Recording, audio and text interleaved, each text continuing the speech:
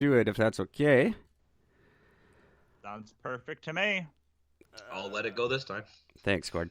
The following program is for adult audiences only. This is Eric and Gord. What if we're right? Live right now. Are You Ready? Find and like us on Facebook. Follow us on Instagram. Well, hi there, everybody. Happy Thursday. It is March the 26th, 2020. I'm Eric, talking at you once again from Kelowna, British Columbia, Canada, where I'm starting to think you need to know something about animation before you try it. Might come in handy. I'm thinking, how's it going, Gordon? Still alive and breathing. Well, that's better than some people. It is. Our animated movie is going much slower than I had planned because I don't know how to animate things. But Well, it's going way faster than if I were doing it, I'll tell you that much. I suppose so. Hi, world. How you doing? Thanks for listening. Don't forget to share with a friend. Today, we have a guest that we've been looking forward to for a very, very long time. You're going to have to help me with the last name, Russell. I'm sorry. That's all right. It's like Nolte, but spelled differently. Like I Nick thought Nolte, but so. spelled differently. So I was Russell Nolte. I chickened out. I was going to go with that. Russell I'm Nolte. personally disappointed. I was hoping it was going to be no Helty. I want to get the hell in there, but... Well, no one actually knows what the right pronunciation is because it was lost in the hills of Ireland when everyone came over. So there's no hill. We think it traces back to Nohilly or Nohilty. Back from Ireland, but we're not 100% sure. All I know is that I feel really old because people are starting to not get the Nick Nolte reference because he's like from my growing up generation. And so when I talk to younger podcasters and younger people, they're like, "Who's Nick Nolte?" And I'm like, God, we need another famous Nolte because this is going to die out in like 20 years and no one's going to know. If I were you, I'd just pronounce it differently. Every time I do any little bit of press, I just pronounce it differently. I thought it was healthy. It's not healthy.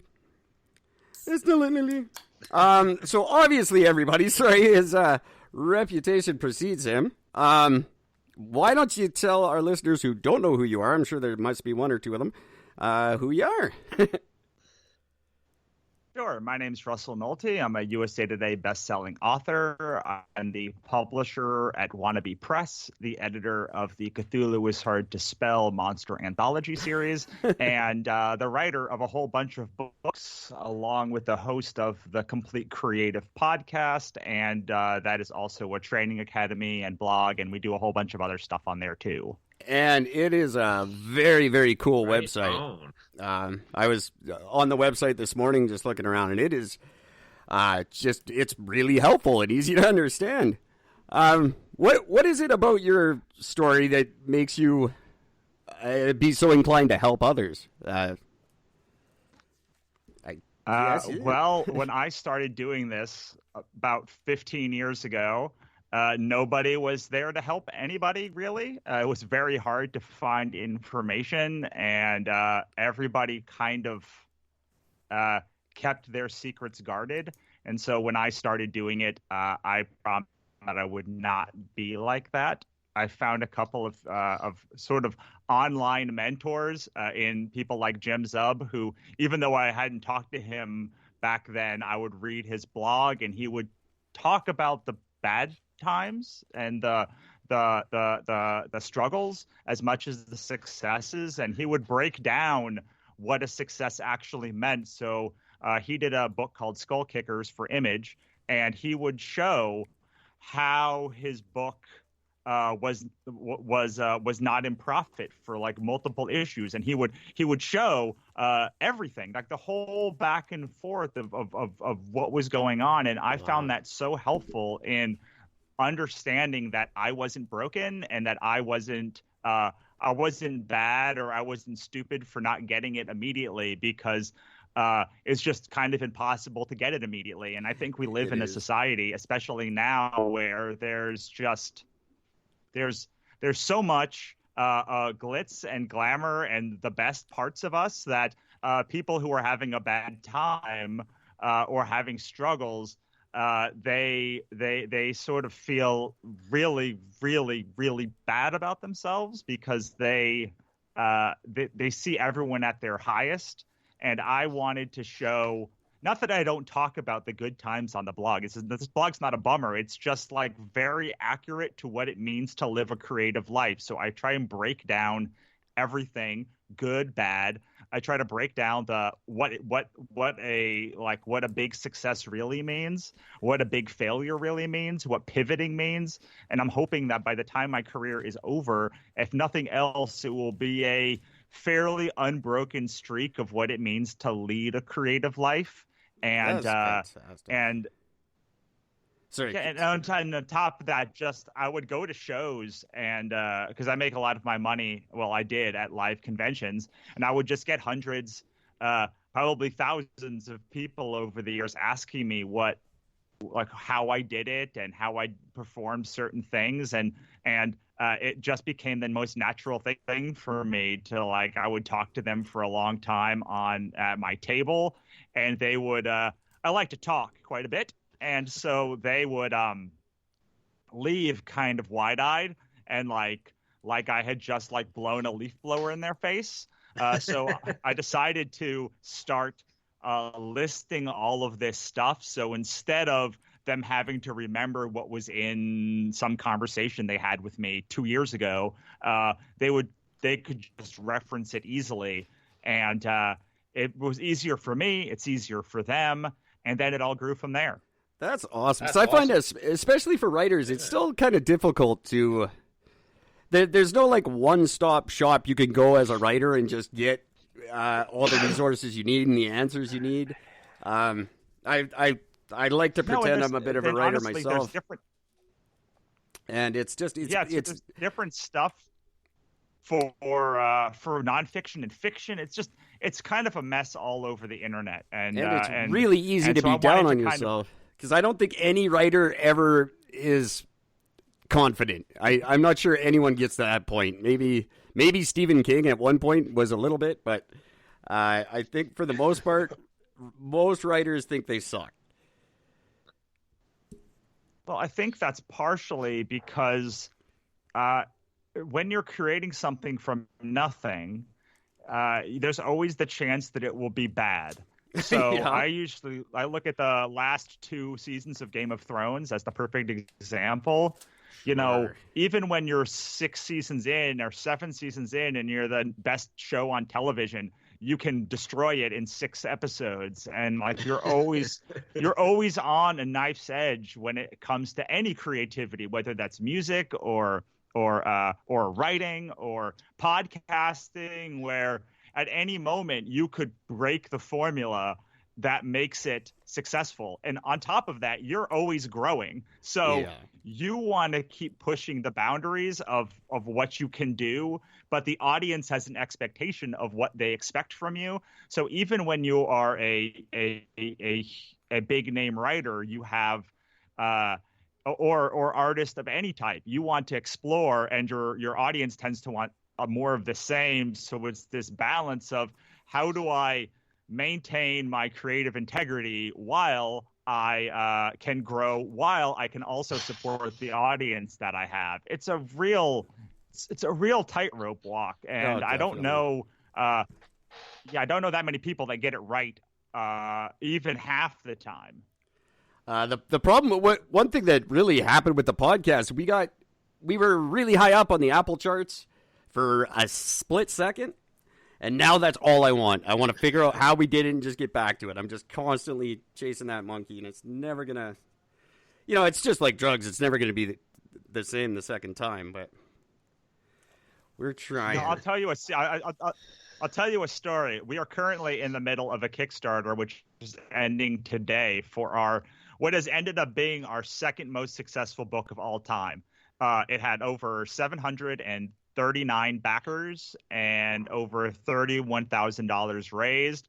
Easily our second most successful book of all time. And it is a stone cold bummer because the first book it is the second book in a series, and the first book raised over $39,000 from 1,039 backers. So even though it's our second most successful book, compared to the first book, it is nowhere near as successful. It's almost $8,000 less. It's over 300 backers less.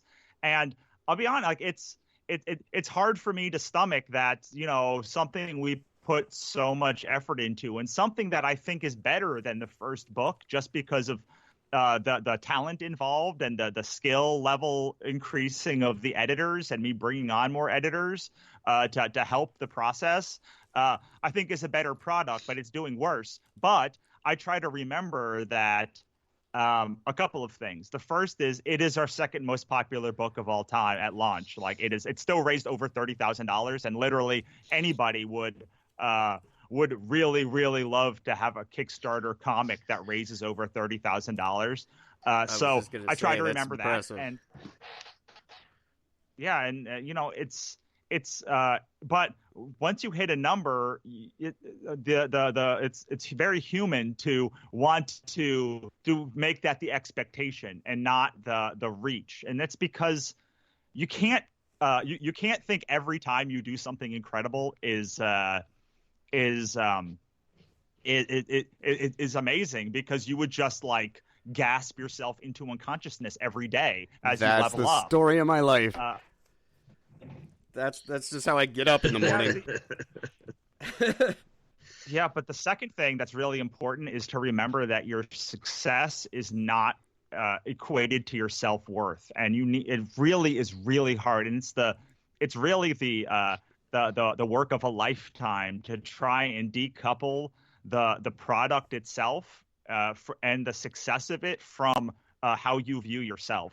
Because frankly, you're gonna put out good work, and your work is gonna improve, and sometimes you're gonna get a hit, and sometimes you're not gonna get a hit, and sometimes you'll be at the top of the charts, and sometimes you'll be in the middle of the charts, sometimes you may be at the bottom of the charts. But at some point, you have to become okay with the fact that you're putting out a good product, and the product itself is its own reward.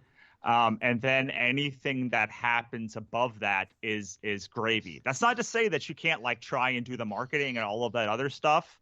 But I've been much happier in the past year as I've really, really worked hard to decouple those things and understand that I am not a person who succeeds. I am not a success or a failure. I am a person who succeeds or fails, and that is part of a much bigger part of who I am. Definitely. I find with my writing, I'm just in the editing process of my first attempt at a novel, and for me, that's very personal, and I know it's good. Like I'm proud of it, and I really don't care if it ever sells a copy.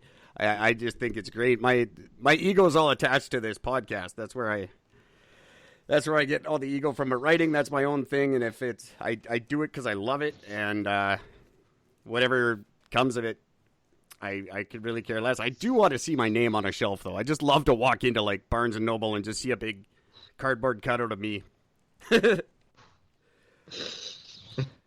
Yeah, I never get tired of hearing I never get tired of seeing my books or holding them in my hands once they're done. Yeah. But I think that's the opposite for me. For me, the writing is the thing that my ego is attached to, and the podcast that I have, The Complete Creative, is where I get to just like do the thing I want and talk to people that I really admire. And sometimes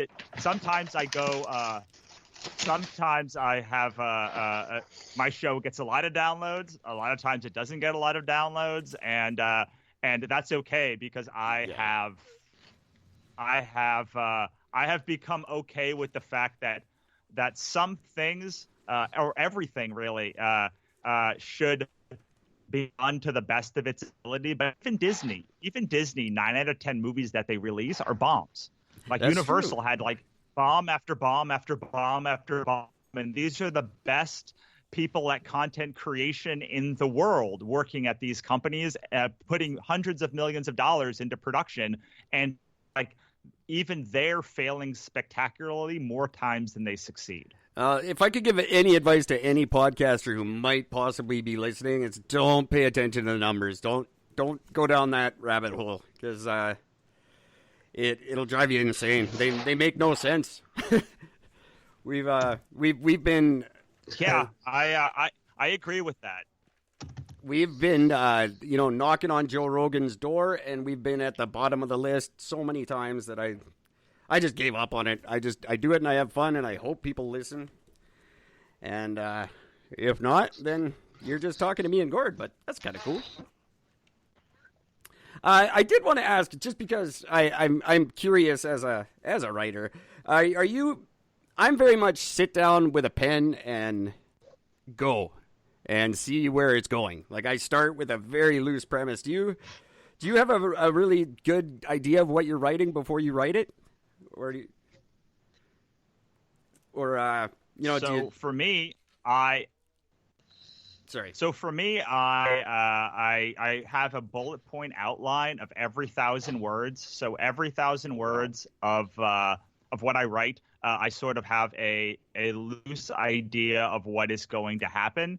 So it'll say on the left side of a page, it'll say like 0, 1,000, 2,000, 3,000, and it will go up to as long as I think the book is going to be, usually somewhere between 70 and 120,000 words. And every 10,000 words, I will have a main plot point that I have to hit. So cool. The book won't make sense without it. It won't pace without it. But I do have the smaller plot points between 1,000 and 10,000, let's say, that I can sort of move around as I work, because even though I have an outline, I tend to cram a lot of things together, condense things, expand some other things, and I need that freedom. But I also want to know where I'm going. Last year, I tried to do a outline without plotting again, which I used to do back in like 2016 and 17, but I was sitting in front of my computer, and after about 3 months, I had written maybe 3,000 words. So I now make sure that I do that outline. I actually did that outline for myself, and within a week, I had written 20,000 words, and that's usually what I write, about 5,000 words a day when I'm writing, and so I have been a non-plot person, or a pantser, as they call them. It would take me about a year to write a book, maybe 6 months to write a book. When I started plotting, I could do that same book in 2 to 3 weeks. Oh, wow. I wrote my last book was 90,000 words, and I wrote it, edited it, and sent it to my editor in less than a month. That's so usually amazing. A book will. Yeah, but it's really because I have the plot, and then I know where I'm going. I'm going to have to try that, because mine takes place in 3 different time periods, and when I got to the end and I was so happy I was finished, the chronology makes no sense whatsoever. I had to pretty much go right back to square one and start again. So that outline would have helped me quite a bit. Yeah, and I have 4 characters usually as main characters in my book, so I want to make sure they all get adequate chapter time.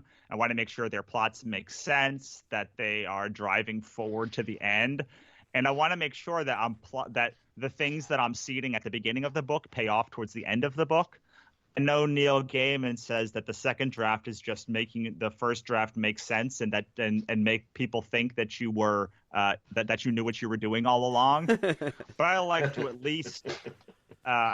least have an outline of the book beforehand, so that I know what the major plot points are, because there are some major plot points that your book is going to hinge on, and I want to know what those are, even if the rest of the book doesn't make any sense. Or I don't use any other thing. I want to at least know where the next driver is. So I like to think of a book. I come from movies and TV. I live in LA.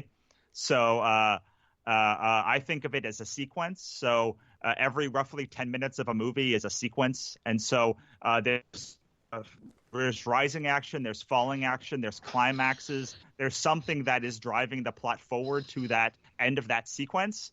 James Bond movies are great about this because like he keeps moving locations and like getting caught, and all of these things are their own sequence. You can really see them in like a James Bond movie about there's a sequence where like he's like getting his test, and then the sequence where he's like meeting the girl, and the sequence where he's playing poker, and all of these are very like discrete sequences, and I like to think of my books in the same manner. So it's important for me to know where each, not just where the book ends, but also where each sequence ends, so that I can build and then hit a climax and then lower tension, because you can't have a book that goes consistently at 100 miles an hour. Otherwise, it would be like someone just screaming at you. You need to have that subtlety of rising and falling action. You need to have characters like deal with the consequences of what just happened to like reset, so that the audience can reset,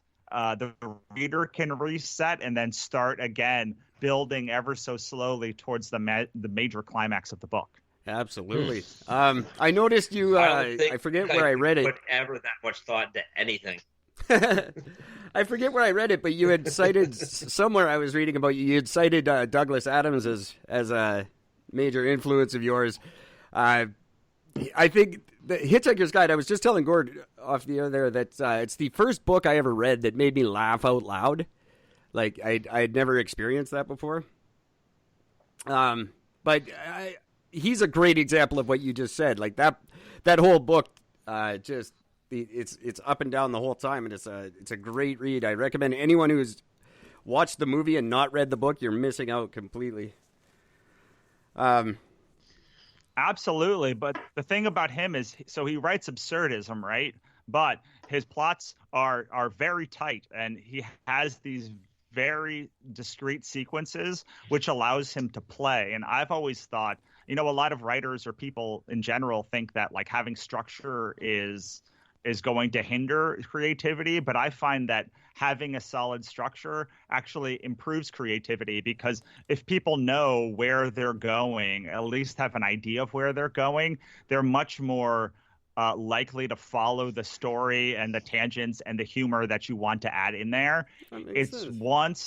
It's when people feel unmoored. I mean, just look at what's happening now. Like, we're kind of all unmoored in time. We have no idea what's going on. So most of the people that I know, at least, are scrambling to find any semblance of like structure in their lives.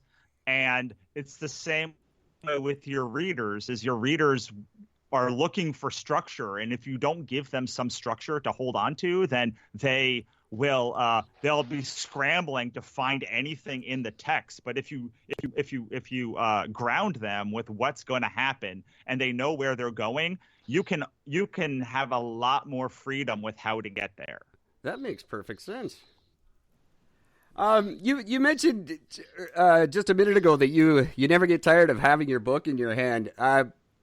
Question that's really been bugging me. I really fear the thought of libraries going the way of the video store. Where do you see print? Is print okay? Is it going to stick around for a while, or is it going to go digital before we want it to? Well, digital, at least with traditionally published books, not our books, like independently published books, hit a wall about 2 to 3 years ago, and they've been falling ever since. Print books have made a massive comeback. Most of the publishers that I talk to still say that 90% of their sales come from print, 10% from digital. Now, that is not the same with independent publishers, but independent publishers aren't really a factor in libraries. Most libraries are buying from traditional publishers, and traditional publishers pretty much exclusively, unless you're in Baker and Taylor or Ingram, or have some way for them to notice you. But there's 110,000 libraries in America, and every one of them seems to be going strong. I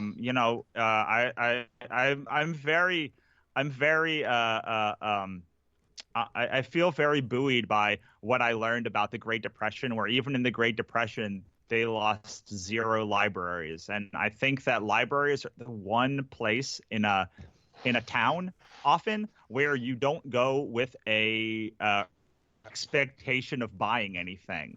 And that's true.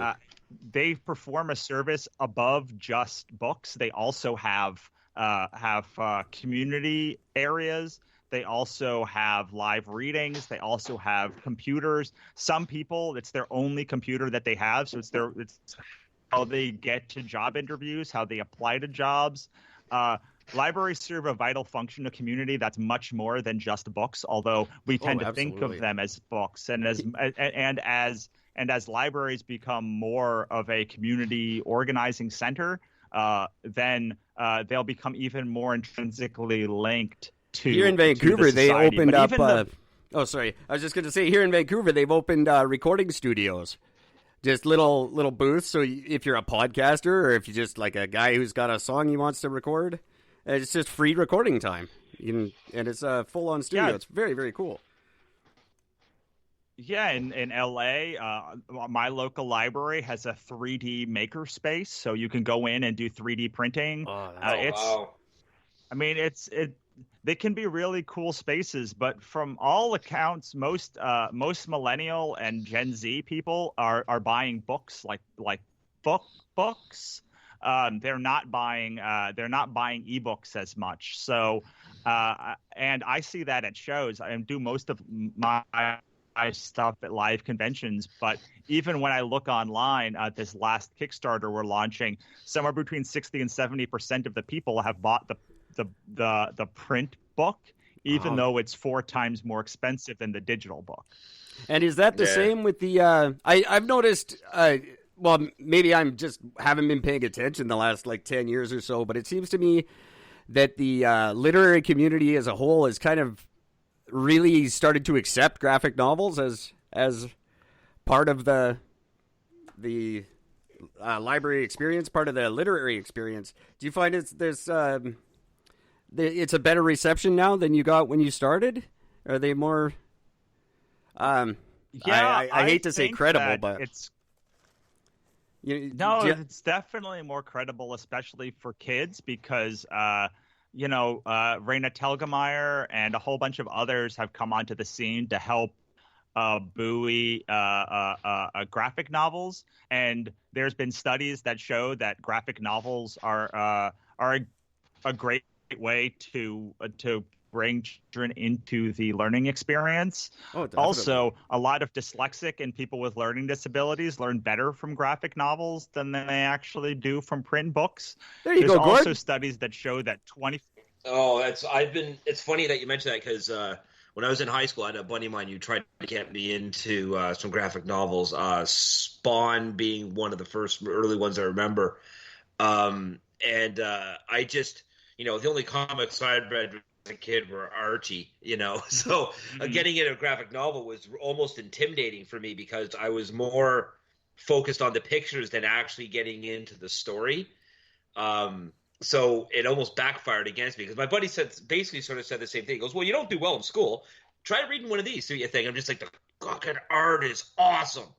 I got to go off for a second, too. I absolutely hate what they've done to Archie. This whole Riverdale, the dark, weird Riverdale thing, I can't stand it. It drives me nuts. Well, good news is they still have the original Archie comics. My friend Dan Parent draws them, and they're awesome. Quite good. Yes, they have a lot of other crossovers and such, and Undead Archie and a couple of others, but there's still the old Archie and the Riverdale gang you can still read.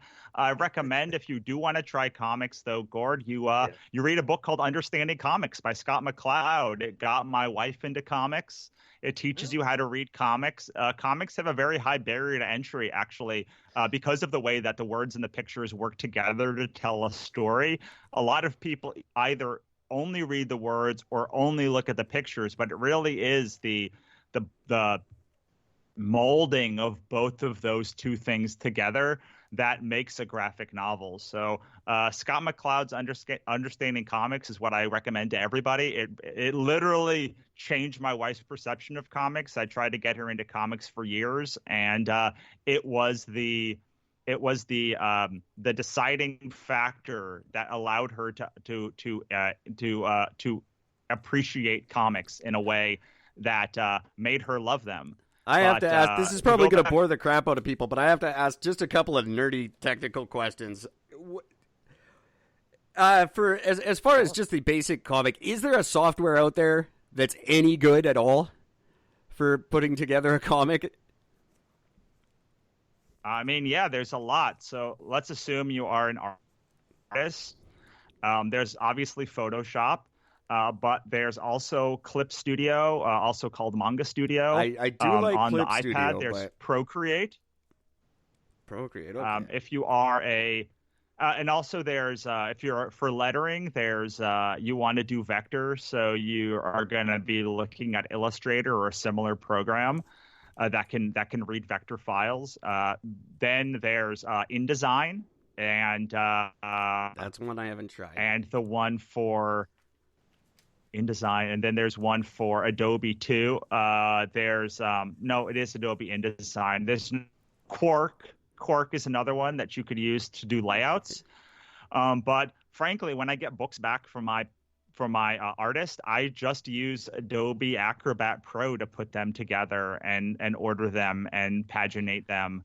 and Photoshop. I still have the same Photoshop that I've had for years. That's very cool. I've been attempting a comic for the last few years, and I really wanted to do a hand-drawn comic, and I realized why people don't do that anymore. It's an insane amount of work.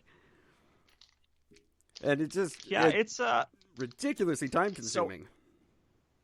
So most people that I know will still do Bristol board, which is the 11 by 17 comic book size print with blue lines on it. Right. So they will do Bristol board for pencils, and then they will import it into their computer to do inks, and then they will move from inks and they will do colors usually in Photoshop, and then they'll do letters in Illustrator. So that's usually what people do, or they will go straight to inks digitally, which is my preference for artists to do because it saves a whole lot of time. But it does put a certain look on a lot of the work that you're going to see. It takes a lot to make digital work look hand drawn. So a lot of the more cartoony books, like the books that I make, are quite a bit easier to do digitally than a lot of like the Marvel or DC stuff. So a lot of the Marvel or DC stuff is still done on Bristol board and then brought into a computer for inking. But that's not to say it's across the board, because I do know a lot of DC and Marvel people that are doing everything digitally, and I know a lot of independent or like artists who are still doing Bristol board. I think it really depends on how you were brought up. Yeah, certainly, and a comfort factor too. I would imagine. And also there's just so when you're doing it on a Wacom or a tablet. There's a gliding, like a paper has a resistance that a digital screen doesn't. So you can buy a screen protector that actually adds resistance back to the screen to make it feel more like paper. Isn't that funny? I think that's called Remarkable. I know for me, for writing, not so much for art, but for writing, I can't write in front of a screen. I can't write on a keyboard. I need a pen and paper. I'm weird that way. I know a lot of writers who are like that though, who write on paper first and then they will transfer it to their computer. I just have to. I don't know. There's something about it. It's just something about paper. I think I'm weird paper. What's a paperophile? What would you call a? Is there a? There's got to be a term for that. Somebody's obsessed with paper. Yeah, I mean, a lot of my friends who are writers are also like obsessive journalists, like journaling people. Yeah. Like they collect journals and such, and paper and pens are a big thing for them. I personally write on a computer. It's the only way that I can really figure out what I'm going to write. It's natural to me, but the great thing about creativity is that it's different for every human who does it. Absolutely. Hey, just so you know, Eric, you'd be called a papriophiliac. A papriophiliac. I like that. I think I'm assuming I'm butchering the living shit out of that word, but so you know. Papriophilia. I'm gonna have to add that into my title somewhere. Papriophilia. I like the sounds of that. Papriophiliac. So, I genuinely don't know. I checked out right when like Seth MacFarlane was coming onto the scene. Where are comic books at? Are they good? Are they bad? What is happening in the world? Kickstarter has allowed a whole bunch of independent comics to exist that wouldn't have a chance to exist before. So it's sort of the golden age of independent comics. That's very DC is doing some really interesting stuff with graphic novels now for teens, and then basically every big studio, every big publishing company from Scholastic to Random House to Macmillan all has at least one graphic novel division, which has never really happened before. I said Seth MacFarlane, didn't I? I meant Todd McFarlane. I'm sorry. You did. Idiot. That's okay. Either could have been okay. It's a bitter acceptable topic for me because I gave away Spawn #1. I read it and I said, "This is never going anywhere. This is garbage." I gave it to my friend Robbie. Well, they just came out. I think it may have just came out, or it was supposed to come out before Diamond stopped distributing Spawn number 300. So 300 issues of Spawn. Yeah, that's got to be almost 30 years ago. Up and down.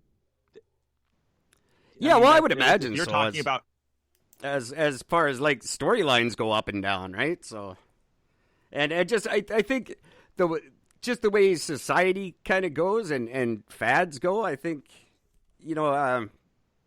there wasn't that kind of like need for escape the last few years. People were kind of not. I don't know. What am I trying to say here? I don't know, but I will say that like the amount of comics that you have access to now in great comics has never been higher. Whether you like manga style comics or slice of life comics or Marvel DC comics or horror comics, whatever it is, there are literally hundreds of choices. Whether it's in stores or it is in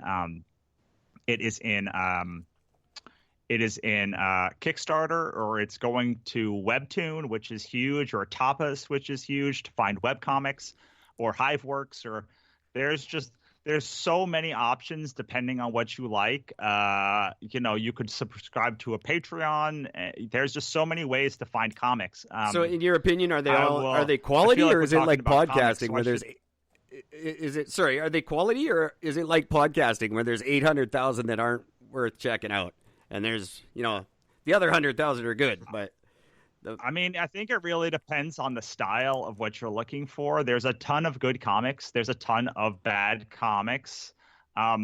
Comics is really in a bad place right now, at least in America, because with the coronavirus, all comic shops in California and many around the country have been shut down because they're non-essential services.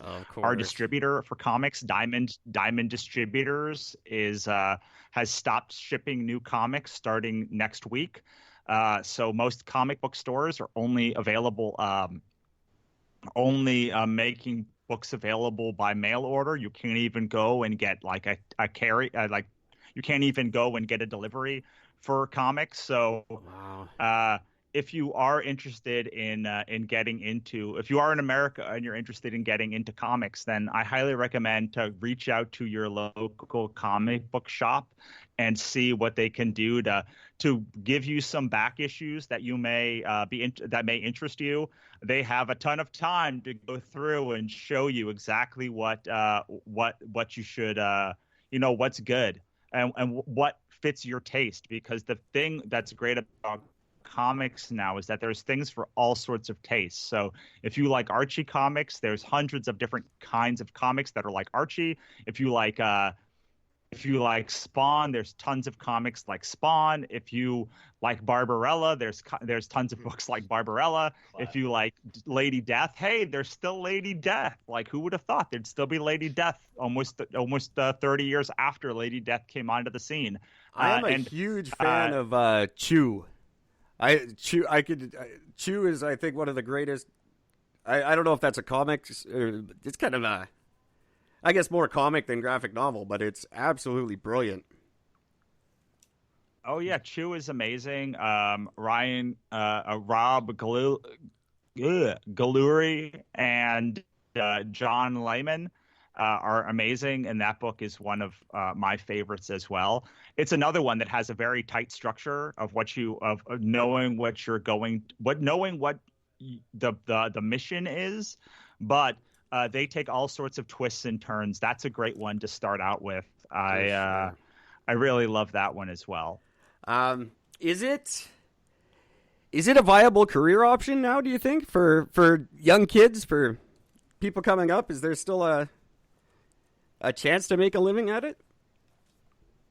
I don't know. I mean, I've made a living at it for 5 years, so I guess. I mean, I'm not that smart or that talented, and I somehow figured it out. It's a very high bar to entry because you have to make something that's as good as something Marvel or DC is going to put out, which means your cost for a trade is going to be at least $8,000 to $10,000. So it's a lot. It's a lot of money, and it means it's really hard now because since most shows are getting canceled around the country, and that's a huge way that we creators make money. It's really difficult, but I do not draw, and I do publish. But I mean, there are ways. It is not going to be like I always say. If I were to sell anything else, I'd be able to sit in Bali because I would be making so much money that I'd be making it hand over fist. But in comics and books, 100% effort is not going to yield what 100% effort would do if you were selling a $500 product or something like that. Right. So I definitely think that it's possible, especially if you're an artist. But like anything else, it's going to take years. It's going to take years of building a name and being out there and like consistency, and you can't just expect to come on the scene and with one book you're going to like hit it big. Yeah, I was going to ask because you mentioned I read on your site that you don't publish a lot. You don't publish the most books per year, and you don't necessarily publish the cheapest books every year. There's no polite way to ask this. Are you just very discerning, or are you kind of a snob? Is there, you know what I mean, in the nicest possible way? Both. I publish people that I like, and I had a couple of bad experiences back when I was publishing a lot more, and I just stopped publishing. But I'm in a very privileged position where I don't have to publish a lot. I don't have to publish anything except what I want. I don't have an office. All of my stock is kept in my garage, and I travel to shows, and that's my biggest expense besides art. So I don't, and I'm very blessed to have good fans, which means that I make somewhere between $25,000 and $30,000 every time I release a comic book, which pays for the book and the stock, and every time I release like a novel, it does pretty okay as well. So I'm not raking in money, but I'm able to make a six-figure salary or six figures in revenue, and then be able to be very choosy.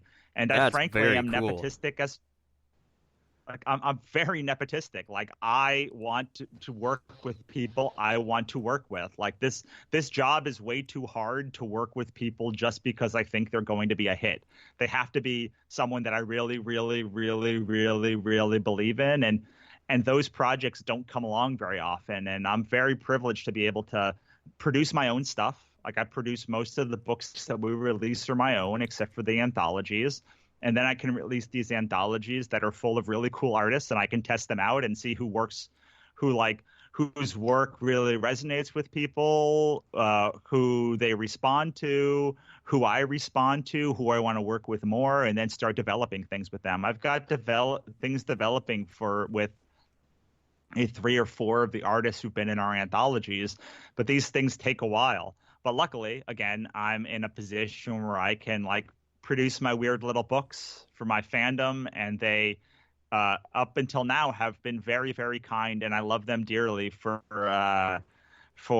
helping to support these books in a way that helps me not have to make 100 books a year and not have to make those difficult choices to publishing something I don't believe in fully. That's got to be an awesome feeling, just to have that kind of freedom.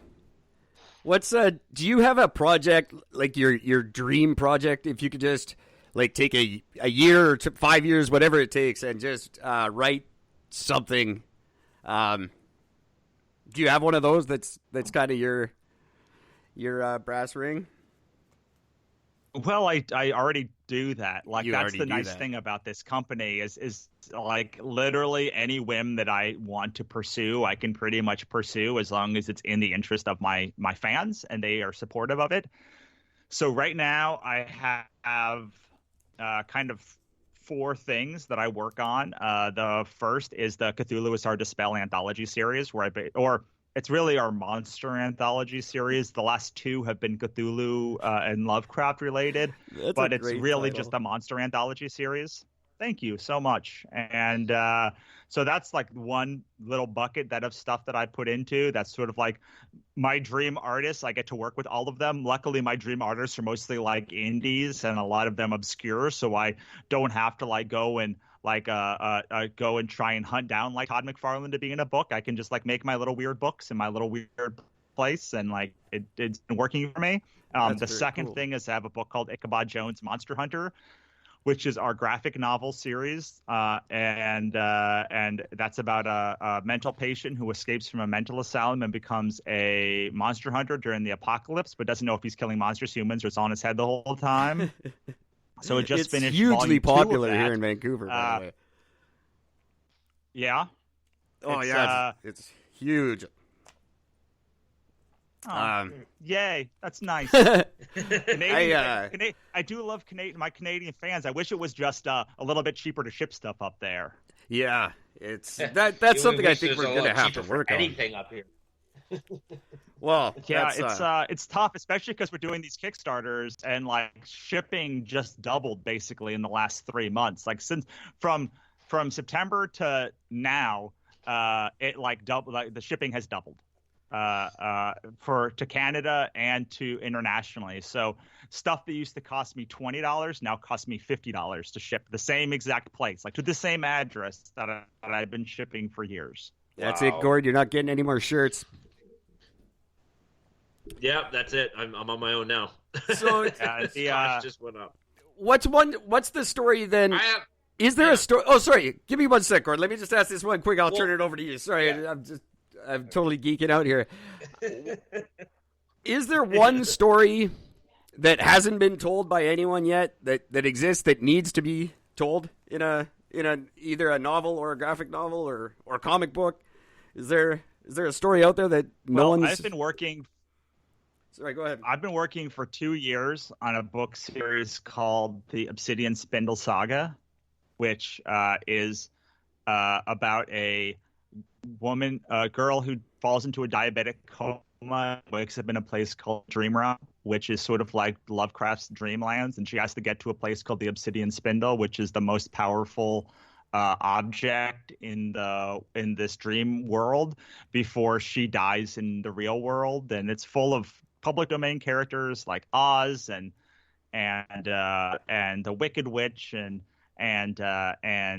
gorgons and mythology and mythological gods and such. And my thing is kind of mythology and monsters. So I'm hoping that's sort of my dream project. I've been waiting to do it for, when did I've been dreaming about doing a project like this for about 5 years, and I've been working in pretty much silence on it for the last 2 years.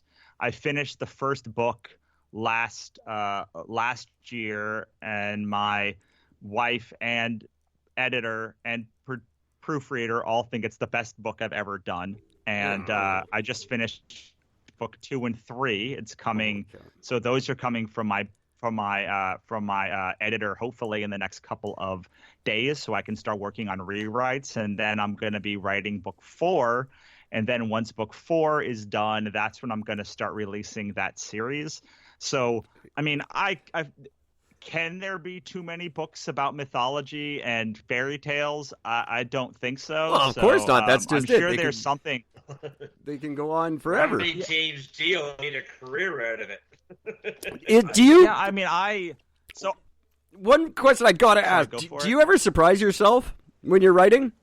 Like I just, as I keep going back to, I'm working on my first novel, and there was a twist that came a few months ago that I just went, where did that come from? Like, sometimes I catch myself off guard and I go, wow, why would I think of that? In the best possible way. Is it, do you still... happened to me a lot more. Sorry. So that happened to me a lot more when I was pantsing. But there was a book that I wrote that'll be coming out in June called Worst Thing in the Universe. And as I was writing that book, we were getting to a big climactic scene. And I started crying because I knew that there was only one way out of this scene, and it was not good. And I had not planned it in advance. And so those little happy things, sad things are really exciting. But even now, like I feel like even now with my long series where theoretically things shouldn't be surprising me in the Gods verse, because like I've been writing it for years. Like I've been writing it since 2015, and it's my most popular universe. So I shouldn't be getting surprised by it. And yet I do still get surprised when I'm writing it, that like, oh, I'm surprised you made that choice. And I always think that my subconscious brain is smarter than my conscious brain, and that my subconscious brain has been making these connections that my conscious brain can't fathom. So whenever that happens, I'm just like, oh, thank you, subconscious brain, for. I try to interact with my brain as little as possible. Me and my brain, he leaves me alone. I leave him alone. We just do our own thing, and hopefully nobody gets hurt. Yeah. Gord, you're being awfully I quiet like over to there. Just dump it. Well, I mean, so much of this is so out of my realm of even being able to ask questions about. Because as soon as you learn to read, it'll all come around. Well, like, I mean, you're also talking about a guy who has the artistic skill of a drunk 3-year-old with no arms. So I just don't have the ability. So it's all. I mean, listening to you guys talk has been fascinating. The one thing I just sort of want to know, and you kind of briefly sort of touched on it, but like I'm checking out your published work, like the Godverse and Deathfall Behind Her. And I cannot tell you how overtly, stupidly excited I am to read these. I'm fascinated by anything that's got to do with religion, sort of religious overtones without a preachy aspect to it. But I'm just fascinated by the fact that this, your main character literally wants to murder Satan and to stop the apocalypse. That's just a fascinating thing. Are you? It's a dual-parter. Are you a religious person, or is it just, or do you use the overtones of this? Because I've seen this quite a bit of you've used part of religion, or at least the end of time, in a lot of in a few of your books, anyway. Are you a religious person in that sense, or do you just like the demons that can come out of it?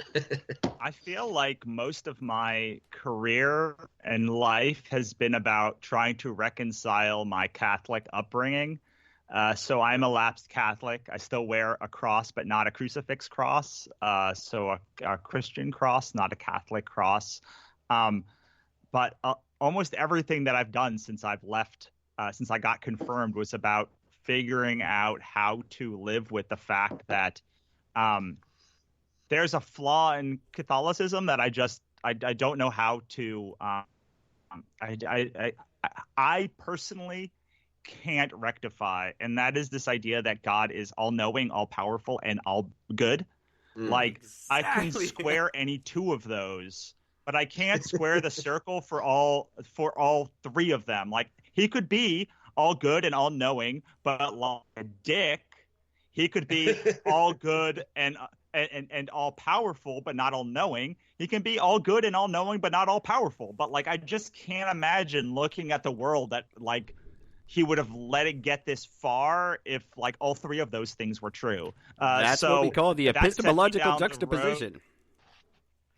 That was my I studied it all through school. That was my biggest problem. And I just Gord just read I wrote a short story all about this subject that is actually kind of picking up a little bit of steam up here finally. But yeah, the God is, there's no way he's a nice guy. He just can't be. Well, that's what sent me to first Eastern religion and then pagan religions, and got me obsessed with mythologies all over the world because I can square very easily most other mythologies. Like, I can square even the Jewish mythology because, like, God's a dick to them. Like, God's a dick, and they're just like, well, you're dick, but, like, whatever, you are God, so I guess we're just going to put up with it. It's only in this very specific religious context where, like, God also becomes all good. Like, I really like so the God's verse. The big overarching thing of the God's verse is that all gods are real. That's how we used to have so many God sightings, and we didn't. But so when a habitable world is formed, all the gods kind of come and make sure that it's that it works, like that it's sustainable. Like when you start a business and like you have to be in every part of it to make sure that it's like, because it's very fragile life. But then once it's kind of sustainable and like the humans are there and everything, like the other gods screw off to the next like place that they're trying to build, and they leave one regent in charge. And the regent that we get is Bacchus, who's a vain drunk. So he does a couple of things. First, he's incompetent. Second, he's very vain. So he turns all of the temples which are supposed to be there to worship the old gods, and he kind of turns them all into churches that all worship him. So this is not supposed to happen in any other world. Like, they're all supposed to be like worshiping all of the gods because like that's who created them, all of the gods together. So that is sort of the way that I fix that flaw, where it's like you could actually go all over the world and watch how, for instance, we just went to Rome. I just went to Rome on a research trip, and you can go into the Parthenon and you can see how it used to be a church, a temple for multiple gods, and it got converted into a church. And all over Rome, all of these temples are now churches, either built atop churches or just either built atop temples or literally just converted straight into churches from temples. So you can literally watch all of these things happen. And I believe that like if we're created in God's image, then like we're kind of petty and dickish and like vain and greedy, and we're nice too. Like we have our good qualities. We're not all bad, but like we're definitely not all good. And like I couldn't imagine like I can imagine a group of like kind of shitty gods like making humanity and just like, well, that's the best we got. Like they're us, but just like us. A slightly worse version of us. So they're us just without the powers. Right, exactly. So that's like I understand that, and I think that most of my work, going back to the very beginning, is about like religion and at least the power dynamics of religion and how people take power and how gods assume power. And I think the God's verse and the work that I'm doing now is kind of the kind of all of the things that I'm working on, all of the narrative threads, whether it's the vessel, which deals a lot with like power and religion, and or like Worst Thing in the Universe, which will be out, which is narrated by God, and about like whether humanity deserved to exist and why she created them. So so all of this stuff kind of really is just my way of like brain dumping out all of my anxiety about how I can't circle this one square.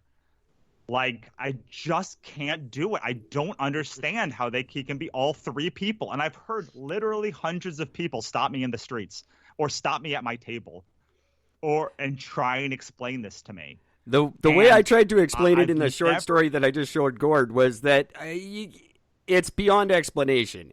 It's something we can't wrap our mind around. And this is what God says in my short story. He's just like, you don't get it. you don't know time.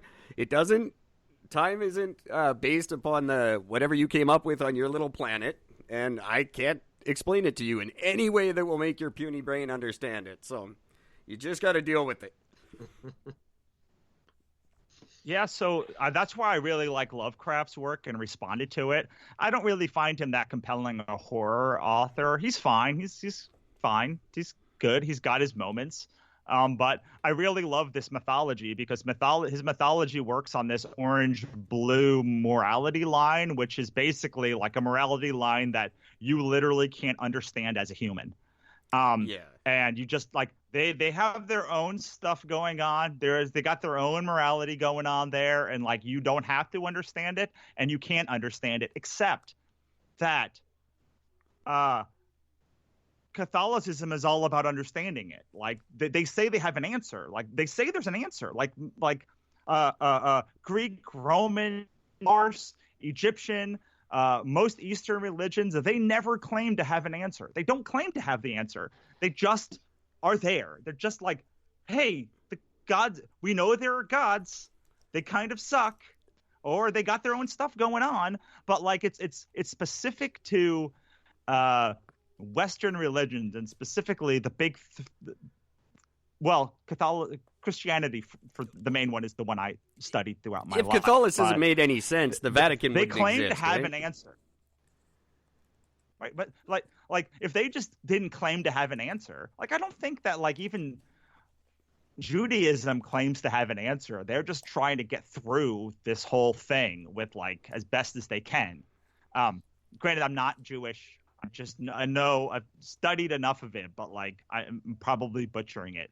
But I do know about Christianity, and I do know that like priests claim to have an answer, and if they claim to have an answer, it needs to be compelling. And I've never been compelled by the answer. I'm not saying I'm agnostic. Like I don't know what is out there. I believe that like there's something out there, but I just can't circle this one square in this one religion that like is the religion that I have grown up with. So it has been incumbent upon me for 30 years to write about this one singular topic in as many interesting ways as I possibly could, to try and figure out a way to circle this square. And the way that I have come up with is like, well, like he's just lying. Just like Vane, and he's lying, and like it's just like, or he didn't lie, and like the Catholic Church or these other people have just like made it true, and like he's not all powerful and he can't change it, or like something is wrong. And so that is what the kind of God's verse is generally about. So your God is kind of like Putin. Thrillers, so. Yeah. So like I'll be honest, like I totally understand. Like my books I think make even more sense in the current climate that we live in, because like you're looking at people and you're like, but you're lying. You're just lying. And yes, half of these people believe it, but like you're blatantly lying. Like Yeah. there should be a tracker underneath you to show that you're lying. Like it's a lie. It's a flat out lie. That's the tagline to this show: is "Stop lying." Because I really think with all the problems we're facing, these sort of 21st century problems we've come up with, be it climate change or overpopulation or even the coronavirus, whatever we're dealing with, we've got very intelligent people on both sides dealing with it. If they both just stopped lying and worked together to solve a problem, we'd be light years ahead of where we are now. But that doesn't seem to be the goal. The goal is just... can I convince the majority of people that my lies are less untrue than your lies? Like, everybody knows everybody's lying. It's not even a secret anymore. It's this is the weird who's better thing. At telling the it's just who's better at telling the lie, right? Or who can produce like a Greta Thunberg to tell the lie for them? Oh, she's a cute girl. She can't be lying. This is the problem with. This is the thing with tribalism is like most of my work as a nonfiction author is about helping people build audiences and connect with each other. But as good as it can be to like have a tribe and connect with the tribe and like have your little people who watch the show and my people who read my books, and that's great. It also creates a lot of problems because we're all now like relying on falling back to these much smaller tribes instead of remembering that we're like all one real tribe of like humanity, and like it's really just like these borders that we're getting and the money that we're using and like stock markets going up and down are like figments of our imagination. Like the stock market dropped 30% in a month and like literally nothing changed. Like nothing changed except some people got really panicked. But like the actual like day-to-day life of people, besides losing their jobs, like they lost their jobs, but like it's only because a magical number went down. And me and Karen, my wife, were looking at it and like, oh, the stock market went up because of magic. Like it's just magic that happened. It is. It's kind of like it's an imaginary thing. The economy in general is it's just sort of imaginary. They've made it up, and the money they talk about isn't real. When you look at the American debt, that's not real. They're not ever paying that. That's in the trillions there was of dollars. Something like we're $21 trillion. Well, it's like the world is $21 trillion in debt overall, and it's like who are we all in debt to? We're $21 trillion in debt to China. Nobody. Like, because China's included in that. Like, it makes no sense. So, I try to in my. That's okay because I heard Trump's just going to borrow it from his dad to make some sense about it. Oh my God. Yeah. Yeah. Again. So yeah, I try to in my own writing try and make some sense about it. Look, I don't expect many people to agree with me, but my dad was in minor seminary and he's about the most religious person I ever met, and like he liked my books, so I figured I couldn't be all bad, or they couldn't be all bad because like he didn't disown me for like writing about all of this stuff, because like I try to do it not in a sacrilegious way. I try to do it in like an earnest way. Like I am earnestly trying to like figure all of this stuff out. And I think that I do have a lot of people who are religious who read my work. And I think at least what I've gathered from them is that while they don't agree with it, they appreciate that like it's not making fun of their religion. It's a person who is earnestly trying to make sense of the world, and the way that I've made sense of it is not the way that they make sense of it, because the best answer that I've gotten from them is just like some things come down to faith, and I would just rather believe it than not. And like I learned a long time ago, so I had a friend who I knew in high school, and I was in a big anti-religion kick for a while. And his daughter was dying of cancer, and I made some post about it, about like how anyone who does religion turns to religion is dumb or something. This was many years ago, and he commented. He said, "My daughter is dying, And the only thing that brings me comfort is that there's some other purpose. And like, why would you want to take that away from me? And it was in that moment that I really like had a come to Jesus moment where I was like, he's right. Like, he's not doing anything wrong. Like, he's fine. Like, he's trying to live a good life. He's trying to do the right thing. He's not hurting himself or anybody else.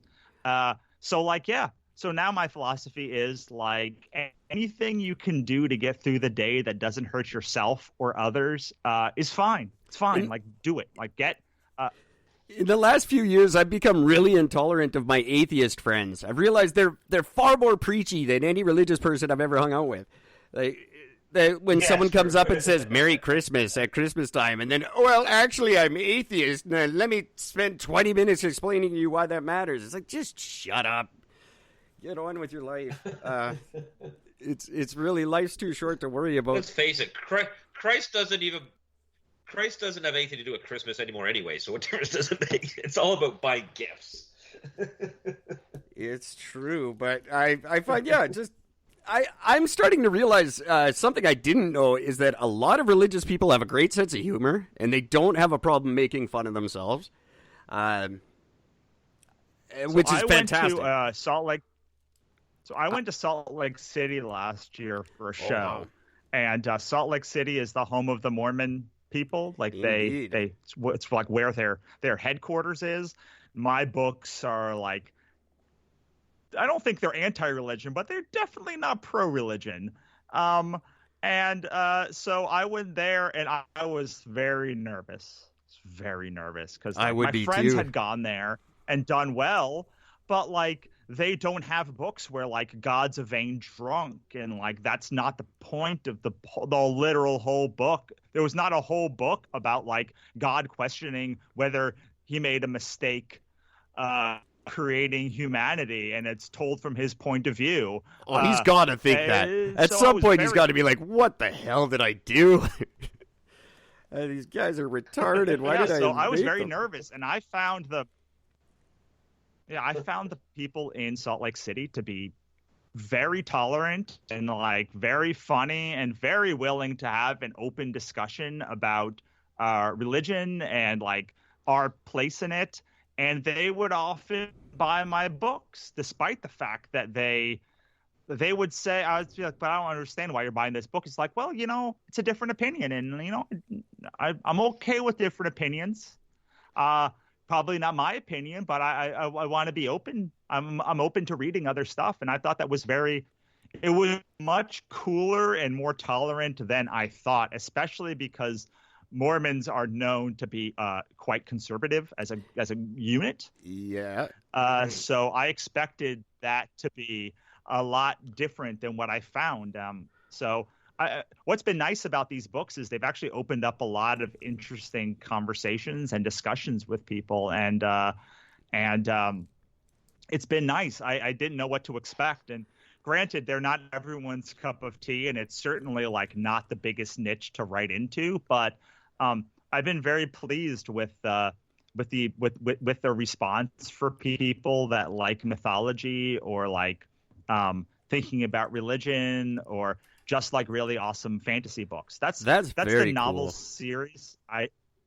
That's my number one goal this year, as Gord fun. knows, and he's on board too. I think we need to open up that dialogue, and I think we need people of faith and non-believers to just realize they're not that different, and we can talk, and we can sort of work square circles together and work to solve a problem.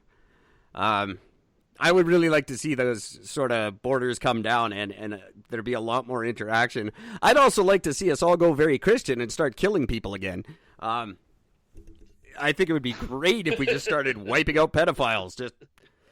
That's what Christians used to do. They used to go to a place, and if you disagreed with them, they wiped you out, and then there was no problem. I would love to see them return to that and get rid of some of the Epsteins of the world. Yeah, that would be awesome. I'd like that to happen before my meteor hits. Yeah. It's coming next month, maybe. Well, one thing. Well, that's just a flyby. The one that's going to hit us is going to hit us in 2027. Is that when it is now? Do you track 2027? It's going to hit. Do you track that kind of stuff? I don't. There's been way too many ones that have not happened. Like there's a new end of the world every year. It feels like, or every other year. So like, oh, definitely. Like I'm gonna stop getting my hopes. See, this one. Only reason I'm excited about this because this is not an end of the world. It's a relatively small rock, but it is going to hit. It's going to hit in southern China. Between southern China and Japan, it's going to wipe out a nice little small chunk of land there, and I'm excited for this one because it's actually going to hit, and they know it's going to hit. I think this one in April that's coming. For so many years now, they've been near misses, but they said, "Oh, this one's hitting for sure. This one's hitting for sure," and it misses, and they go, "Oh, we didn't carry the one." I think this one, they're so confident it's not going to hit. I guarantee it's going to nail us somewhere. And I hope it's before all this social distancing is over. I would love that if everyone's locked up underneath just piles of toilet paper and Purell, and then an asteroid takes us all out anyway. I just laugh. Everybody dies alone. Then I know for sure there's a God. Yeah. I brought you in alone. I'm taking you out alone. That's funny. Well, we could. You know what? I could. I'm loving this conversation. I could keep it going all night, but I'm sure you guys have better things to do. Gord, you got? Were you? You're good. Do I have anything? No, I'm just one thing. Like I said, I cannot wait to read and Demons Fall Behind Her. I can't wait to start reading these books. I have not been this excited to read a book pretty much ever, except for Robin Cook's novels. I've read all of his. I'm a big fan of his books. But I'm actually excited about this. I love everything. I love the plot. I love the basic idea. Everything about it just sounds exactly what I've been looking for in a good set of books to read. So thank you very much for writing these ahead of time. I can't wait to follow this. And you have to let me know what you think. Oh, I will. And if you like them, there's a fifth one that I've just finished. That's going to be out hopefully in June. So that's cool. The one. And Ruin Fall Behind Her. No, that one's out in May. Oh, that one's May. Okay. There's a new book called And Conquest Followed Behind Her, which is Katrina and the other main characters from the other books fighting Ragnarok. In the other books, you will learn about Norse mythology and Egyptian mythology and how all the other mythologies kind of fit into the universe. And then the fifth book is about a group who's trying to start Ragnarok for reasons that will become clear in the 4 books preceding it. And Katrina and Julia Freeman from Ruin followed behind her, and Octa from And Hell followed behind her, and another character named Kimberly who shows up in And Ruin followed behind her are the main characters who all basically have to fight against another apocalyptic thing, but this time Norse. So let me ask, before we let you go, say you were a guy who thought you had the next big thing. Where's the best place to get it on the radar of important people these days? Is there an easy way to? Well, it's not an easy way. So I mean, I'm biased. I've built my career one person at a time. I very much believe in order to scale, you have to do the unscalable, which is build a little fan base, talk to all your fans. I have a course called Build a Rabid Fan Base, which is all about like finding your perfect human and then making the product for them and then scaling that little by little. And if you do it that way and you build a fan base that is big enough, then like people of importance will pay attention and they will start taking notice. I remember after 5 years of working the con circuit, just the number of people that I know who are like influential publishers and creators is massive because I I have my own fan base. But more importantly, like when I launch a book, it makes a lot of money, and I don't need them. And the best way to get people to want to work with you is to not need them. Oh, for definitely. sure. It's one thing that is 100% sure for every company I've ever started. The way to get people to want to work with you is to not need them to work with you, and then they will come banging down your door. I've been working on a book called my book Ichabod Jones Monster Hunter for a decade, and it was not until it sold out of 7 printings that I got new management, I got a showrunner, I got suddenly everyone wants to like take this book out and do and try and like sell it as a TV show. It's the same book I've been trying to sell since 2010, but suddenly there's heat behind it. That's awesome. So, well, you definitely deserve it, I my have friend. one more question. I do have one more random question. Okay. Straight up personal question. I have to ask. When you came up with the concept of a Gherkin Boy and the Dollar of Destiny, what were you smoking, and how can I get some? So, that is the greatest concept for a book I've ever not read yet, but will. It's just hilarious. Thank you. I wanted to do something. So a couple things. I wanted to do something that was absurdist, because I'm an absurdist at heart. Like, I look at all of this stuff and just like, what does it say? Like an optimist sees the best, a pessimist sees the worst, an absurdist just looks at it all crumbling down and laughs. So I think I'm an absurdist at heart, and but more importantly, I wanted to draw a book because I've been working in comics for a long time, and I felt like I really wanted to know like what it was like to draw a book. And I'm not a great artist. I'm not even a good artist. I'm not a competent artist. So I could draw something absurdist because it doesn't have to look the same every page. And I swear to you, the Gherkin Boy does not look the same, but I could draw a little pickle thing, like a pickle that looks like a penis. And then I just kept drawing things that I could draw a fork.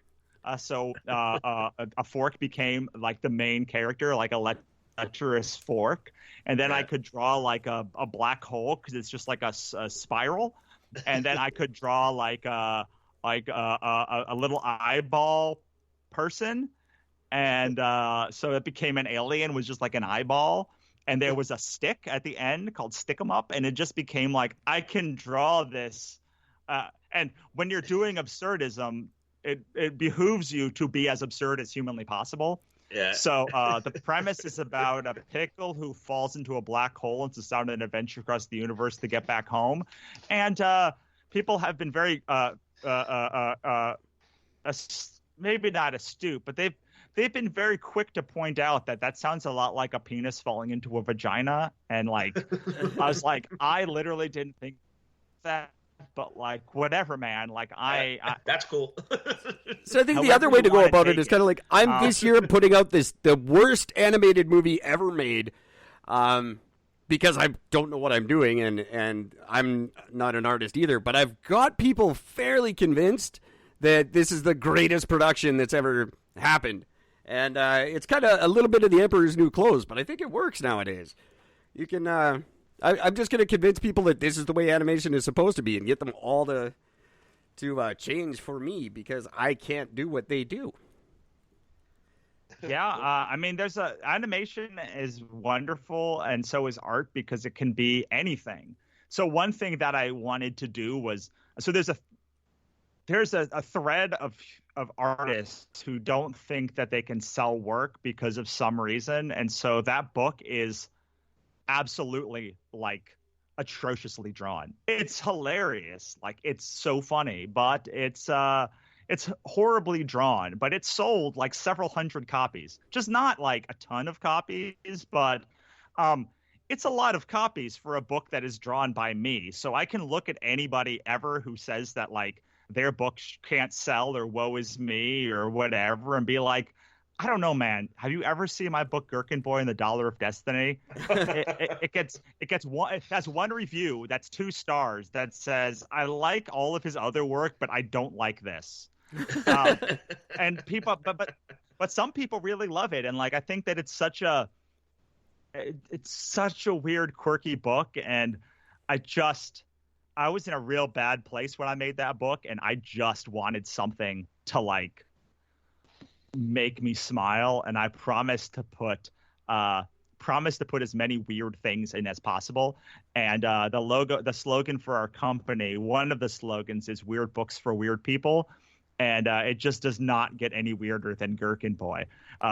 He decides the reason he gets to a black hole is he decides to not cross on a crosswalk. So he crosses away from a crosswalk and he falls into the black hole of asphaltitis. So it's just sometimes you just need something that makes no sense and is complete nonsense. And I just love that book so much, but I don't get to talk about it very often because, it's not our best seller, and it's not the book that I want somebody to go to look at first. But if it's the book that people end up reading and loving, then I'm very excited because, I think there's no better use of my or explanation of my humor than Gherkin Boy. And if you can believe it, I actually pitched that show to Nickelodeon and they were interested for a very small amount of time.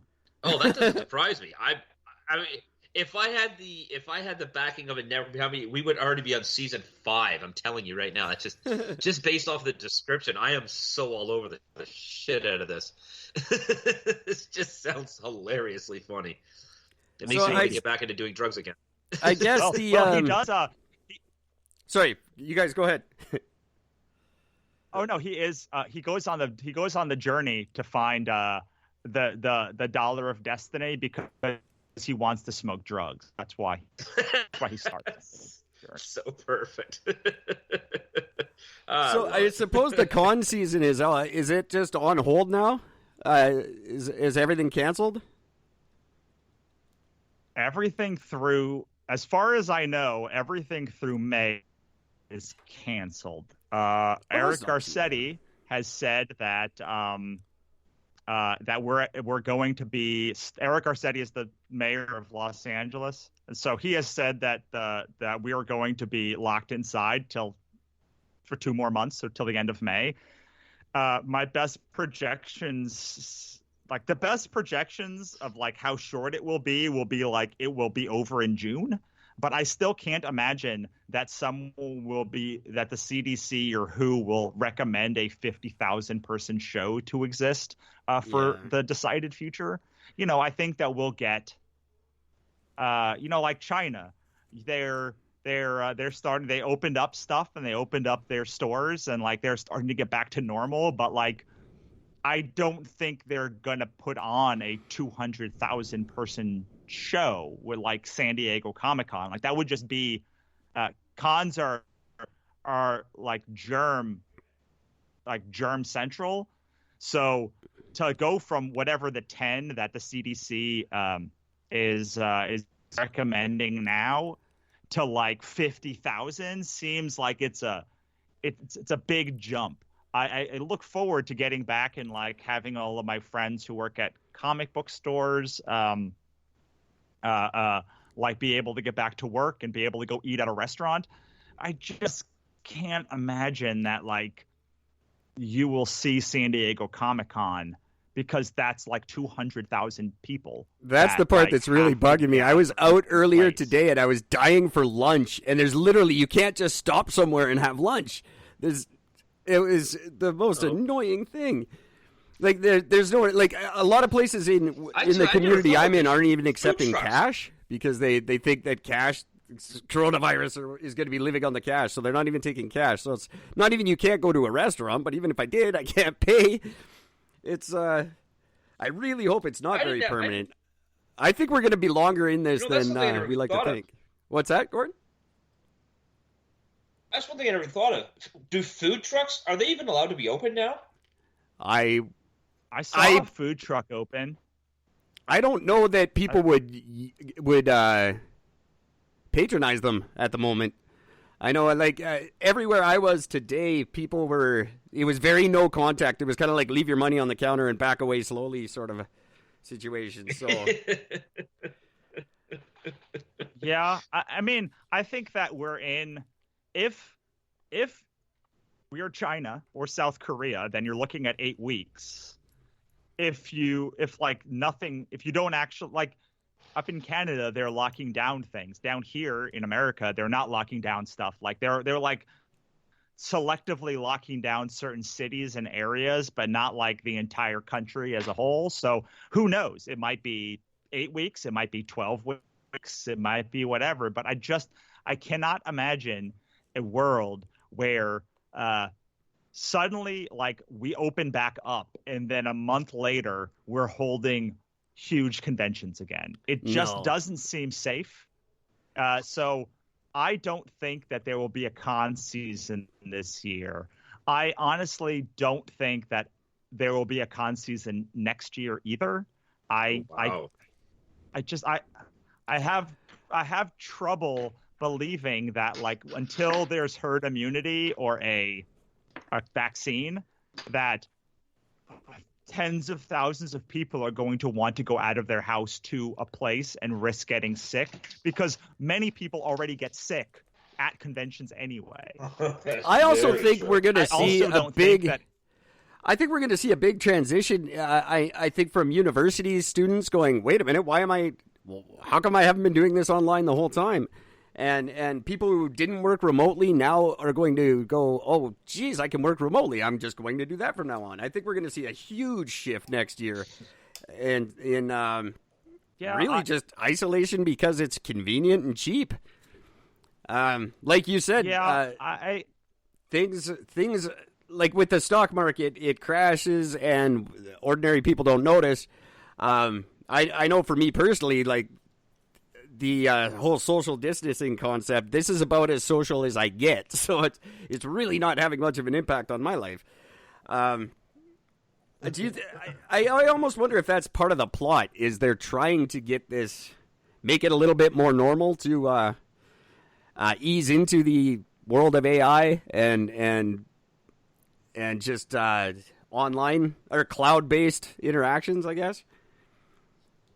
Is that I don't know. I would have a hard time believing. So I didn't think there was any chance that we would not have San Diego Comic-Con. But then we closed down, like, literally the entirety of the Western world pretty much. And I'm now, like, I did not think that, like, there is no way that anyone would want the economy to tank in the way that it has. Like, assuming there is somebody in power, like there's a group in power that are trying to do things, I don't have zero chance believe that they would want a 10% reduction in the GDP of the world for like a quarter, because like that's bad for earnings. Yeah. I think we had our chance in 2008 and we missed it. If that was the goal, 2008 was our opportunity and we screwed it up. Unless if 2008 was the test run, and now they know exactly where to put the money, so they know where to get the best bang for the buck when they come out of it. Well, start buying gold. Maybe. Trade in your Bitcoin and buy gold, Gord. Yep. I'm keeping my Bitcoin. It's all going to be about Bitcoin. That's it. Yeah, I bought Bitcoin when it was at 16,000. So like I don't even look at my Bitcoin anymore because it's at like 3 now. I sold I didn't sell. I basically a girl bought a hard drive, and she mailed it to me. I filled it with all the music and random shit that I had. And she paid me $130 in Bitcoin. And I was like, oh, that's pretty cool. A week later, it was worth $125. I'm like, well, that's not very cool. And it's dropped down. The lowest so far it dropped down to was $62. And I was like, shit, that really dropped down. And it is officially up to almost $80 again. So I'm climbing back up. Nice. I still maintain Bitcoin is going to be the MySpace of cryptocurrency. Something's going to come up behind it. I'm hoping it's the Instagram of currency. because I will never understand own it. Instagram. So. So other than a really great website, which is the completecreative.com, people can find you at. Where's we can't plug con season. What can we plug for you that you would like our meager little group of listeners to know about? Well, I have a very good podcast called The Complete Creative, where I interview creators about how they built and sustain their business. We talk about creativity, we talk about audience building, we talk about specific projects. I've had people like Dr. Deborah Holland come on and talk about burnout in the creative community. I had Marv Wolfman come on and talk about what it was like to create the Teen Titans. Richard Starkey's been on my show, who lettered Killing Joke. I've had Hugo winners, had Eisner winners. I've had just very high level discussions about how to be more productive and all sorts of amazing talks. There's almost 200 episodes between The Complete Creative and the backlog for my previous show, The Business of Art. And I think some people don't really you can consider if you are a creative and you do happen to make it. I've had a little tiny bit of a taste of that with music. I don't think people foresee how much work it is and how much of a business you have to treat it as. So getting that kind of advice is really important. You don't just get to be creative all the time. It's a tremendous amount of, like a day job, really. It's absolutely a day job. And so I try to break down and demystify on The Complete Creative. But I don't know. I feel like I need to come up with a more fun way to talk about the show, because it's really like two six-figure creatives who are like talking about their careers and like having fun doing it and talking about like making stuff. So it's quite a bit more fun, I feel like, than I feel like when I talk about it, it feels much stuffier than the show actually is. Show's basically like, I'm a six-figure creative. I interview other six-figure creatives about like how they built their career and how they sustain their career, and like also how they make things and how and the problems and the successes and what like success even means. And it's it's I don't know. There's a lot of really good podcasts, but mine is also one that is quite good, and specifically because I have been quite successful and I'm able to dig deep on some of the things that like other shows can't, because they have not lived it, whereas I have lived that experience, and now I am digging deep on those topics with people that I've always wanted to talk to. So The Complete Creative, if you like podcasts, is a good one to check out. You can find it on any of the podcast players or on thecompletecreative.com/podcast. And I highly recommend checking out the website, because it's a great site.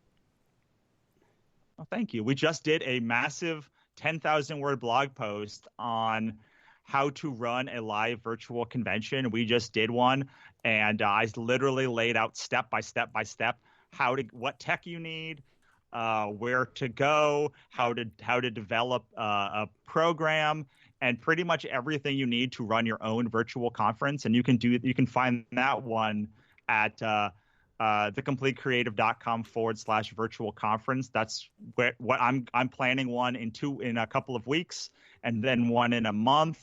And I'm going to be running a lot of these virtual conferences because that's where the world is going. And I'm trying to do really like niche ones. We're doing one on writers. So maybe you would like one, Eric. It's this one's called the Online Writers Convention, the Online Writers Conference.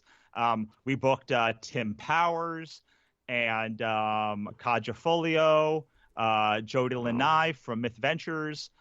We plus like a whole bunch of amazing guests to talk about developing an idea, writing an idea, setting the story, world building, marketing, publisher. We're going to have a couple of publishers on. We're trying to get one of the publishers from Random House to come on. And cool. It's a really, really cool thing that's going to happen the 17th and 18th live, completely free on Twitch, YouTube, and Twitter and Facebook at onlinewritersconference.com. I will check that out. And I really like this virtual thing that's going on. It's really neat. everyone's doing these virtual things. My mother's husband's obsessed with NASCAR, and they did virtual racing this weekend, where there was no one. They were all at home in simulators, and it was shown on TV. It looked like a race. It was really kind of neat. That's cool. Yeah, I like that all of this stuff. I feel like there's going to be a glut of it, and then people are going to push back and like pull back in like 6 months when this whole thing either has died down or become normal.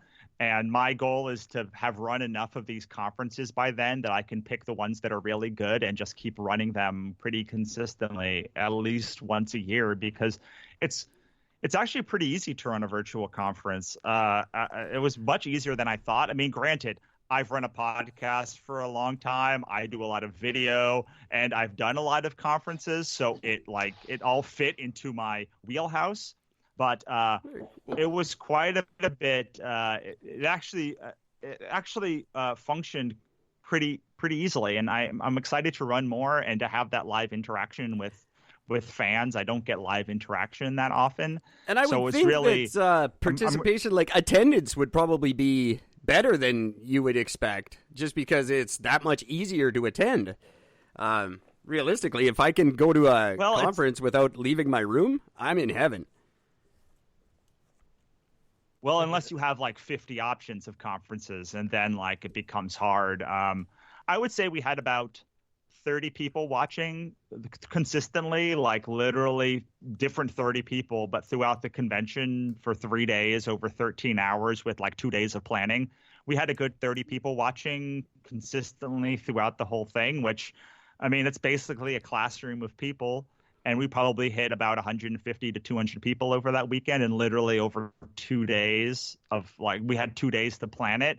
And there were questions, and there were art demonstrations, and it was just a really fun time, and I'm looking forward to doing that at onlinewritersconference.com, and you can sign up and check it out. The page is not completely built yet, but it will be in a couple of days. That's going to happen on April 17th and 18th.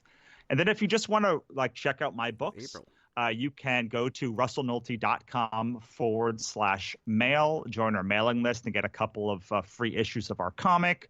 Which I've done, by the way. Awesome. And well done. I signed up earlier. Nice. I'm just going to inundate you with horrible comic ideas that I've had over the years, and incomplete little sketches. And that's cool. I won't publish any of them. Oh no, I would certainly hope not. But yeah, you can. I try to. I mean, if you like mythology and monsters, that's my writing side. So I really try to break both sides up. So the Complete Creative is the educational wing of Wannabe Press, but they function as two separate things. So if you're into like the creative process stuff of like how to build a business, how to be a creative, then the Complete Creative is for you, and there's resources there, free courses, epic blog posts, and my podcast. If you're a reader, then if you like mythology and monsters, fantasy thriller, that is on russellnolte.com, and then you can see all of my books, sign up for our mailing list, and the two don't overlap very often. I do want to add just to our listeners about things that readers. Any of our listeners who may be interested, they both the Complete Creative. It's not over your head. It's comprehensive. It's easy to understand. It kind of feels like it's a welcoming website. It's not like it's not a bunch of really successful people looking down on you. It's really helpful. It was really fun to go through today. So anyone who's so much, that really means a lot. I try and keep it. Yeah, try and keep it conversational. You've done a great job, and you're right. It doesn't. There isn't a lot of crossover there, but it's both sites are. It seems like you've just found a way to make it as enjoyable for whoever, whatever you're trying to access. You're going to have a good time doing it, and that's difficult to find these days, and it's very, very cool. Oh, thank you so much. Yeah, we used to have a much smaller audience, and when we had a smaller audience, I kind of combined them together. But as our audience grew, I got more and more people saying, I don't care about this thing, or I don't care about this thing. So it really became apparent that we should split them up, and it makes things much easier, because now the people that want the process advice can find it very easily, and the people that just want to have entertainment and extract value from like fantasy and sci-fi and that kind of stuff can find it there too. So that is very quickly going to happen to this show, because every email we get on this show is, I don't care what Eric has to say. So we're going to have to separate me and Gordon in the near future, definitely. That's dangerous. All right, kids. Russell, thank you so much for joining us. It was absolutely a ton of fun to talk to you. So everybody who's listening, all four of you, check out thecompletecreator.com and Russell Nolte.com. I wanted to go with Nolte again.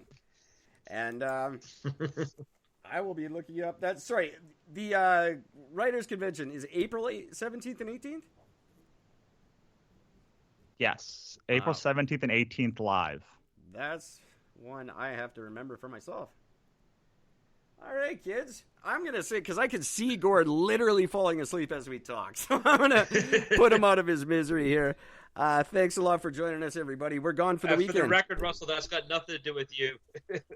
For the record, Russell, I'm falling asleep not because of you. I just have the most pathetic sleeping patterns, and I'm just dying. Well, I'm very thankful that you guys took the time to have me on, and I look forward to hanging out with you guys on the interwebs. Definitely. Absolutely. Thanks very much. We are gone for the weekend, ladies and kids. Until Monday, take care of each other. Don't Nicely do something done, stupid Gordon. unless you want to kill yourself after. And I have to do this now. Go drink some bleach. That's officially the quietest I've ever been on an interview. I must agree. Where is And Eric was so worried. Because initially I actually wasn't even supposed to be a part of this, because I was supposed to be at a... Loved what you've heard on this week's episode? Well, the answer is simple. It would mean the world to us if you could head over to iTunes and leave us a 5-star review and feedback. Spreading the word really is the best way to grow our podcast and achieve even greater things. Thank you. Please be advised that this podcast is meant for educational and informational purposes only and is in no way a replacement for legal or medical advice. The opinions contained within are solely those of the interviewers and interviewees and should be received as so. Those seeking help or advice are encouraged to obtain professional legal and medical services.